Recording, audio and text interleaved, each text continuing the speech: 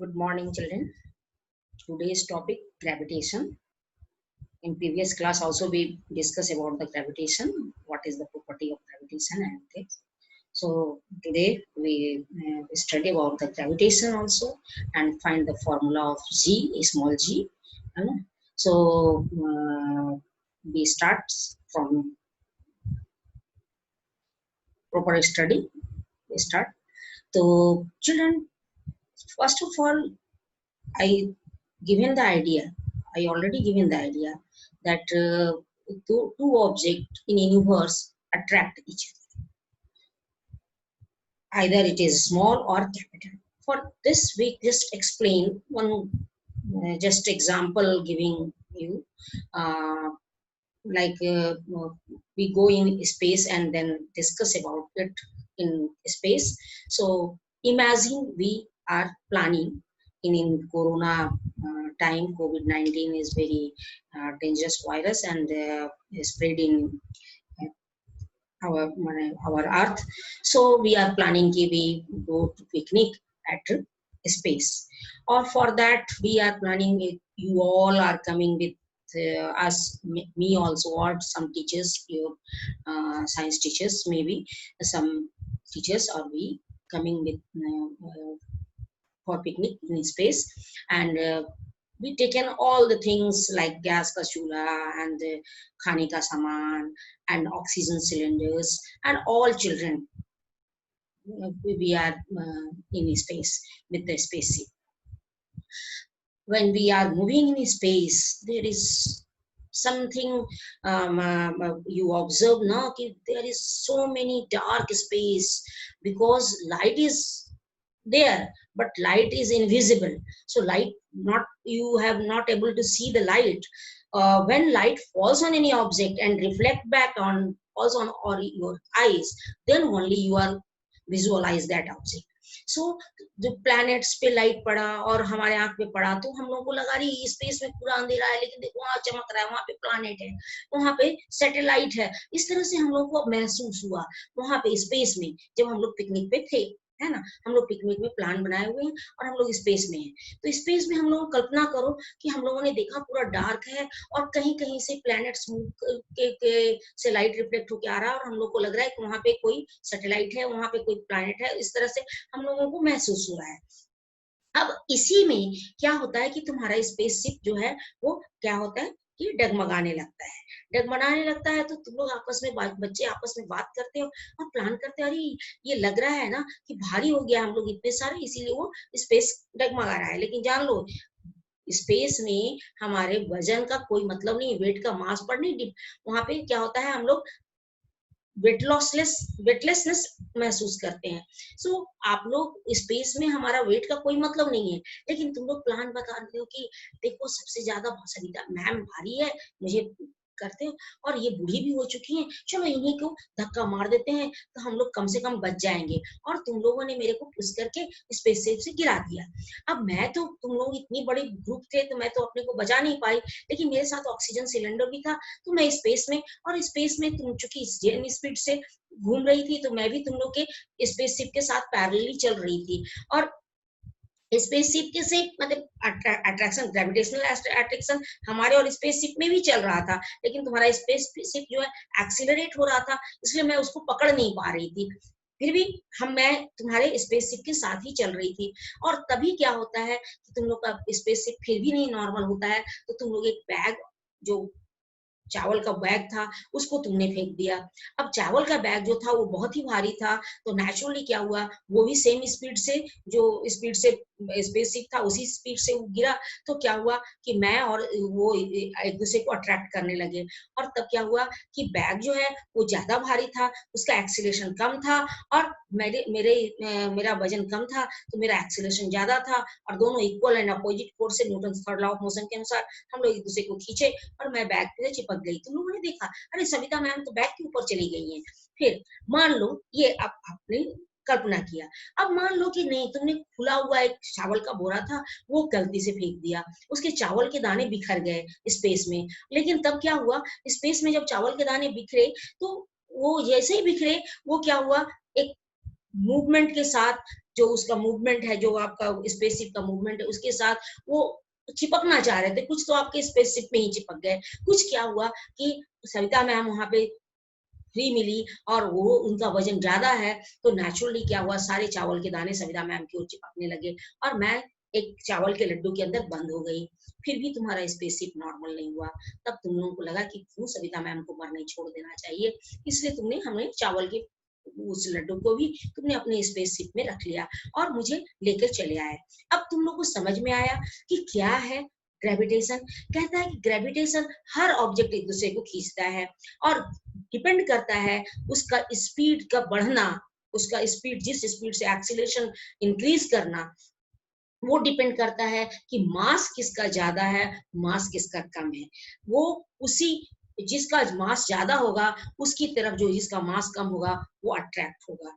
और यही कारण है क्यों कि जो अर्थ पर कोई भी ऑब्जेक्ट है जो अर्थ की ओर गिरता है, बात समझ में आ रही है, अर्थ की ओर गिरता है, ना कि दोनों ऑब्जेक्ट, अर्थ ऊपर आ रहा है लेकिन अर्थ कितने एक्सीलरेशन से आ रहा है ये तुमको पता चलेगा। अब हमको, तुम लोगों को बता चुके हैं Newton's first law of motion क्या बोलता है।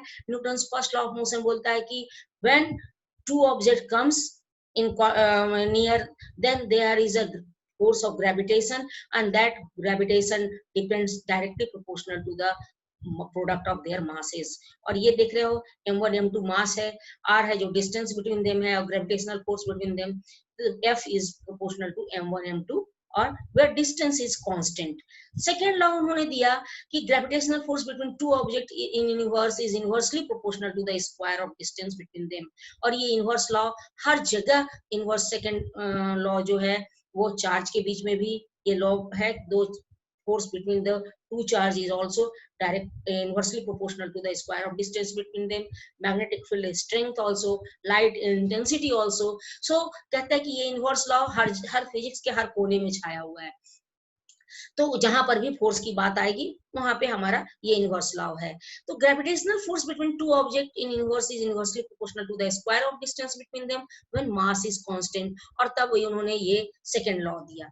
इन दोनों लॉ को कंबाइन करने के बाद हमको एक न्यूटन्स लॉ ऑफ ग्रेविटेशन का एक फॉर्मूला मिला, F equal to G m1 m2 by r square, where g is the gravitational constant, proportionality constant, और इसको यूनिवर्सल ग्रेविटेशनल कांस्टेंट कहा जाता है। ये यूनिवर्स में कहीं भी है तो इसका वैल्यू 6.67 न्यूटन पर माइनस 11 न्यूटन मीटर स्क्वायर पर केजी स्क्वायर होता है। अब है कि अगर न्यूटन ने कहा था, न्यूटन ने एक्सप्लेन किया कि ऑब्जेक्ट, दो ऑब्जेक्ट आपस में एक दूसरे को खींचती है और इक्वल एंड अपोजिट फोर्स से खींचती है, ये किया, और ग्रेविटेशन का दो लॉ भी दे दिया। गैलीलियो कह दिए थे कि दोनों कोई भी ऑब्जेक्ट जो है अर्थ की ओर सेम फोर्स से खींचती है। तो न्यूटन ने एक formula, Newton law of motion से और न्यूटन लॉ ऑफ ग्रेविटेशन को मिलाने से हम लोगों को एक फॉर्मूला फॉर जस्ट जी यानी कि एक्सीलरेशन ड्यू टू ग्रेविटी मिला। वो कैसे मिला, जो सोचो, कल्पना करो कि अगर कोई मास m का ऑब्जेक्ट है जो कि फ्रीली फॉल करता है, उस पर कोई फोर्स नहीं लगा रहे हैं, तो उस पर कौन सा फोर्स लग रहा है, ग्रेविटेशन का फोर्स लग रहा है, अर्थ का ग्रेविटेशन का फोर्स लग रहा है। तो अर्थ की ग्रेविटेशन में फोर्स के कारण उसमें जो फोर्स है वो मास इंटू एक्सीलरेशन हो रहा है, और ये फोर्स हम लोग ग्रेविटेशनल फोर्स के कारण हमको मिल गया एक फॉर्मूला। किससे मिला भाई, तो ये हम लोग को second law of motion, Newton second law of motion से मिला।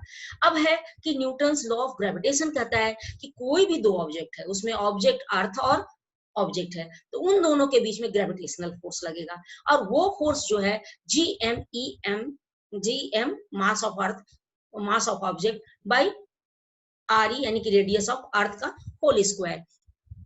अर्थ का रेडियस ही हमारा यहाँ पे डिस्टेंस बिटवीन द ऑब्जेक्ट मान के चल रहे हैं, तो ये आपका होल स्क्वायर है। और इसको जब हम इक्वेट किए ma इक्वल टू, जब इक्वेशन 1 और 2 को, क्योंकि सेम फोर्स को हम लोग डिस्क्राइब कर रहे हैं, ग्रेविटेशनल फोर्स कर रहे हैं और एक ग्रेविटेशन के कारण ऑब्जेक्ट का पर लगने वाला फोर्स कह रहे हैं, तो दोनों का मतलब ही सेम ही है, इसलिए हम दोनों को इक्वेट किए, और इक्वेट करके a इक्वल टू जी यानी कि एक्सीलरेशन a इक्वल टू हम मान लेते हैं दैट इज ग्रेविटेशनल एक्सीलरेशन, और तब G M by R square. तो यहाँ पे तुम लोग ये ऑब्जर्व करो, इस फॉर्मूले से हम लोग को ये क्लियर हो जा रहा है कि मास ऑफ द ऑब्जेक्ट पर एक्सीलरेशन ड्यू टू ग्रेविटी यानी कि हेवी ऑब्जेक्ट का जो खींच रहा है, हेवी प्लैनेट जो हम लोग का कोई भी ऑब्जेक्ट को खींच रहा है, वो ऑब्जेक्ट के मास पे नहीं डिपेंड करता है, वो किस पे डिपेंड करता है, हेवी ऑब्जेक्ट के मास पर डिपेंड करता है। यानी कि मून का पर मून का वजन का मायने रखेगा, ऑब्जेक्ट का वजन मायने नहीं रखेगा। अर्थ पर अर्थ का ऑब्जेक्ट वजन मायने रखेगा, ऑब्जेक्ट का मायने नहीं रखेगा। उसी तरह से कोई भी आपका सन पे सन का मायने रखेगा वजन, आपका छोटे छोटे ऑब्जेक्ट या छोटे छोटे एस्ट्रॉइड का वजन का मायने वहां पे कोई मायने नहीं है। यानी हेवनली बॉडीज जितने हैं उसका वैल्यू, उसका मास मायने रखता है, क्योंकि वो हेवनली बॉडी जो है वो सबसे ज्यादा भारी है और नेचुरली उसके कारण जो फोर्स है वो फोर्स लगता है। अब हम लोग इसको देखेंगे कि जब ये निकल गया तो हम लोगों को पता चला कि अर्थ पे जो है वैल्यू जी का, वो जी का वैल्यू अर्थ पर वो डिपेंड करता है सिर्फ अर्थ के मास पे और रेडियस पे। तो हुआ क्या, क्या अर्थ जी का वैल्यू एकदम कांस्टेंट होता है? नहीं बच्चों, कांस्टेंट नहीं होता है। Value of G maximum at the earth surface sea level, it its value decreases as go up from the earth surface, यानी हायर एल्टीट्यूड पे जाओगे तब भी घटेगा, और go under the earth यानी कि go down under the earth तब भी वो आपका डिक्रीज ही करेगा। तो इसको हम एक एग्जांपल इसमें लेते हैं, लेके एक्सप्लेन करते हैं। If we take an object of mass m freely falling towards earth from h height with acceleration a, gravitational force, then me equal to mass of earth 6 into 10 to power 24, और ये r radius of the earth 6.10 into 10 to power 24।